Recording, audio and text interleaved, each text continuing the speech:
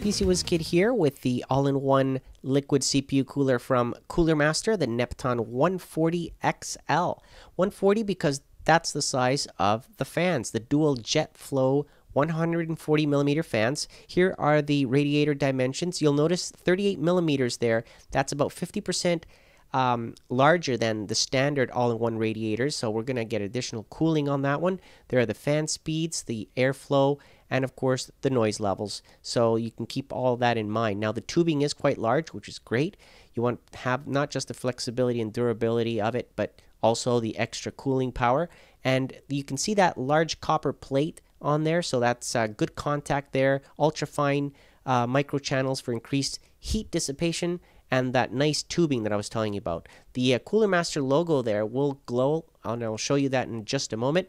There's the JetFlow fans, and here's what comes in the box. All the hardware that you need, of course, to install this on either your Intel or AMD CPU. So the installation here, I'm installing it in a Cooler Master HAF high airflow case, as you can see, with a Cooler Master V850 power supply and some nice G.Skill memory there. So we've got a nice black and red combo going on there on this awesome machine that I'm building here. As you can see, comes already with the fans and everything, so I'm not going to really add much to this case. We're just going to install the CPU cooler. As you can see, I've already put the radiator at the rear of the case, so we got the two dual fans sandwiching for a push-pull effect, exiting the air out, as you can see. So we're going to have the air sucked in, blown, and thrown out the back.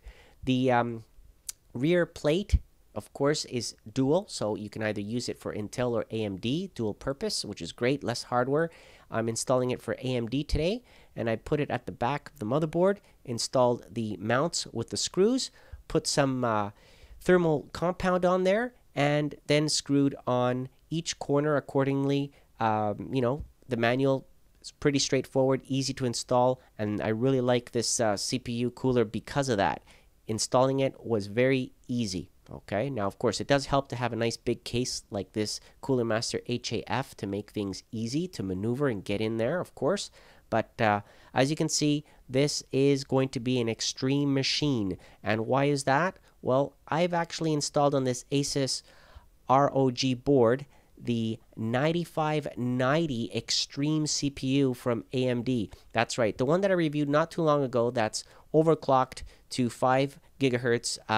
Well, actually, it goes with turbo to 5 gigahertz. I overclocked it even further, but what I've done this time is I've locked it in at 4.9 gigahertz. So no fluctuation, no turbo enabled. I just put the multipliers, fixed it at 4.99 megahertz, as you can see right there on that Asus board, running 16 GB of that G.Skill Ripjaws memory at those awesome timings. This is a killer PC, I tell you. And of course, the graphics card, the R9 280X.